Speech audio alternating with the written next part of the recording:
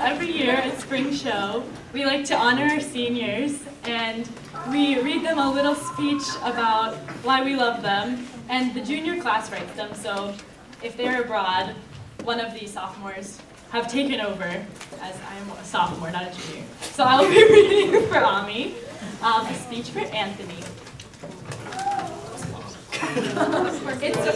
I made the type bigger, so it looks longer than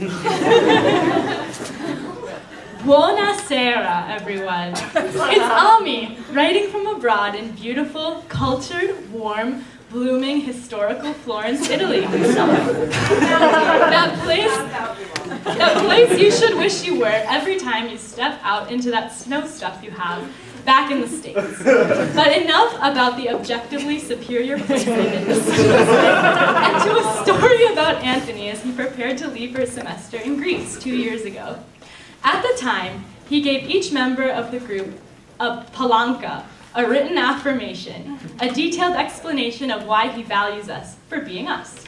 He also likes giving verbal palancas, but these much more often than not come out at 2 a.m. after a fall or spring show and often start with, "Hey, hey, hey, you person over there, come over here now and stand still as I compliment the hell out of you." Why? Because you're amazing and great and I love you.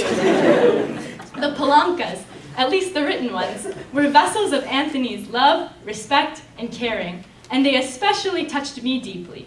And Anthony really does care.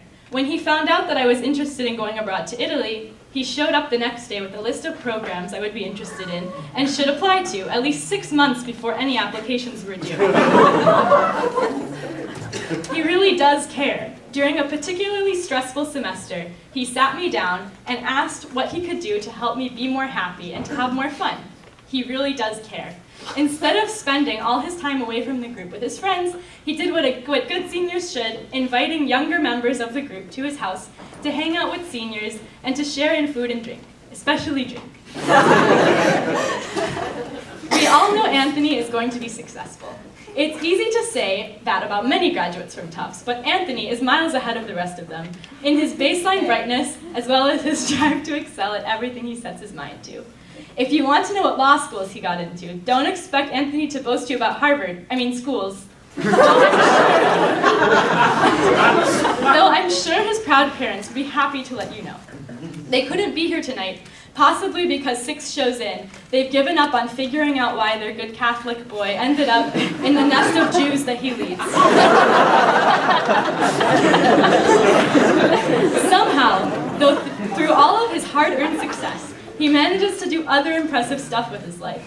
When anyone asks me whether the time commitment to Sheer Appeal is an overwhelming one, or whether they can join without being Jewish, I mention that Anthony managed to be president of Sheer Appeal without being Jewish, co-president of Tufts Engineers Without Borders without being an engineer, and still had time to double major and study for the LSATs. And when Anthony became president a semester earlier than he expected, he took the extra work on without complaining or asking for praise, committing himself to the leadership of the group fully, even as he studied for the LSATs. During orientation week this past August, and the audition period that followed, the group noticed a pattern. Some freshmen would run up to us, point to Anthony and say, "Hey, you're a tour guide for the school, right? You gave me a tour last year, and you're the reason I decided to go to this school." Guilty. Think about that. Think about that for a second. Multiple people were so taken with Anthony that they made a truly life-changing decision to come to Tufts. Anthony, as weird as it may sound to those who know you, there may actually be a moment where you fail or falter at something. I almost hope that you do, just so that you get to witness how many people will show up to help you back to your feet, all knowing full well it's the least they could do to repay you for the warmth, the advice, and the caring you gave to them. I look forward to sharing many more amazing moments with you, be it this upcoming orientation week or over my next year at Tufts, or inevitably as you play a large part in my wedding, and I yours.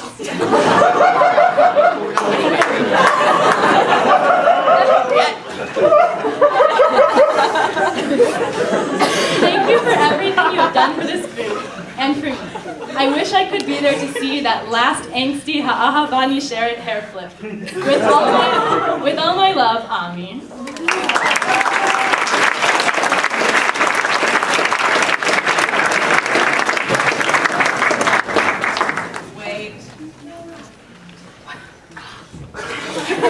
For me? So similarly, this speech was also written by a junior who's abroad. It's from Aaron, coming all the way from Scotland. So here, his speech for Nirvana. During our first fall show in Sheerapeel, the group was preparing for our skit. Part of the skit made lots of references to The Lord of the Rings, a franchise that I hadn't seen at the time. When it was revealed to the rest of the group that I hadn't seen the movie and didn't get the references, unleashed upon me were waves of bewilderment and disgust at the fact that I hadn't seen what must have been the most significant movie franchise of the 21st century. You can imagine how afraid and confused I was, but eventually we moved on. During a break, Nirvana came up to me and said in sort of a whisper, "Aaron, I haven't seen Lord of the Rings either." I was relieved and said, "Great, I'm not the only one. You should tell everyone." She responded, "I'm not going to tell everyone. I'm not stupid." Nirvana and I came into the group together in the same baby class. Immediately, we had a connection. We realized that we were similar in a lot of ways, in ways we were raised and opinions we shared. We haven't seen the same movies, like The Lord of the Rings or The Matrix. We're both from Long Island, and we're vocal about our opinions. Wherever we are and whatever we're doing, whether we're driving to Tufts together, blasting Disney songs, snickering in our music theory class, or getting ice cream in Hewlett, we're always completely honest with each other, more than we are with others. We trust each other with our opinions, and it's helped shape why we have such a connection. We skip the part of the conversation where you say, "Can I be honest with you?" because we know what the answer will be. We can help each other move, chat in Starbucks, jam in the practice rooms, and confess everything. Sheerapeel was lucky to have someone like Nirvana in the group. She took the role of Sheerapeel mom of the babies this year. She revitalized the role of publicity manager and set an impressive precedent for the position that was followed this year. She's worked 3 jobs simultaneously in the past and uses her impressive business sense to her ability in the group currently as our business manager. She knows how to be independent. She knows how to connect with people. She speaks her mind. She knows and was one of the first to articulate that gender is a social construct. But she understands that she is gendered. She is a remarkable blend of radical and practical. She's a lover and a fighter. She's charismatic, charming, and beautiful. She's compassionate. She's our spirit and our Beyonce. She'll find the value in anybody. She'll wink at our alumnus dad by accident.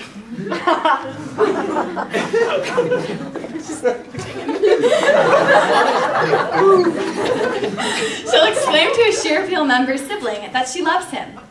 She understands that agreement and respect are separate matters, and for me, that's especially important. On retreat last year, I witnessed a bond that I have only seen once during my time in Sheerapeel so far. There's a tradition we have in which one member picks a member that they feel close to and explains why they value them. That year, we picked each other. The love in our relationship has grown to become unconditional. As you once said, it's kind of gross. Whatever you end up doing for the next few years of your adult life, I hope you and I do end up back on Long Island. I want us to be in each other's lives in the future, and at the very least, so I can ensure that our kids will both never watch The Lord of the Rings. Not kids we have together.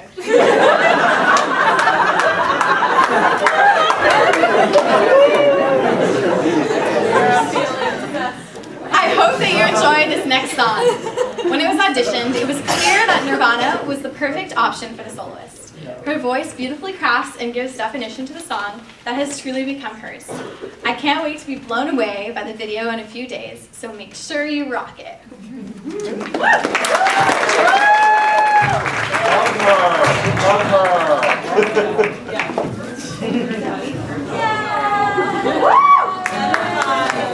All right. Time to read this.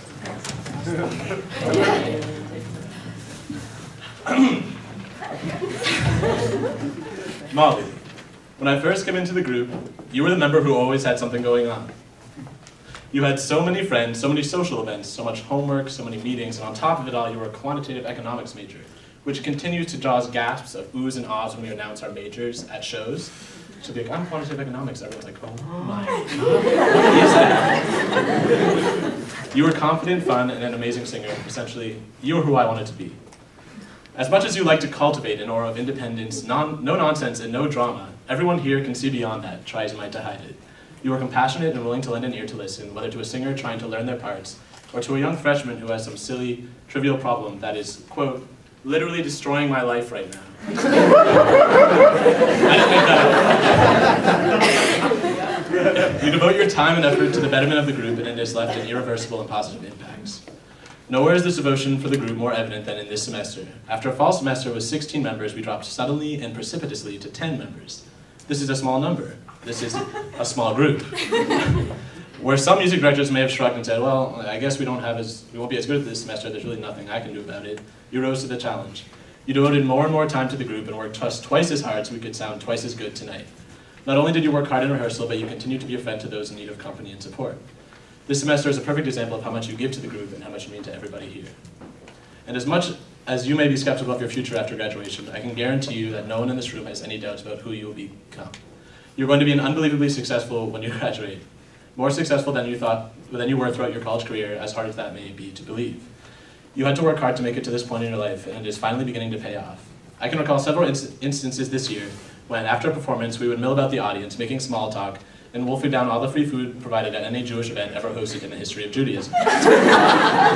After a time, we would leave, and as we reflected on the performance on the drive home, you would just casually mention, offhandedly, yeah, some guy in there, he works for GE, and he gave me his card, told me to get in touch for a job opportunity. Whatever. This is not a common occurrence for most people. Most people do not walk away from a Jewish a cappella performance with 3 job leads in the nation's financial sector. But you were not most people. Those audience members who gave you those business cards saw the same thing we all see in you.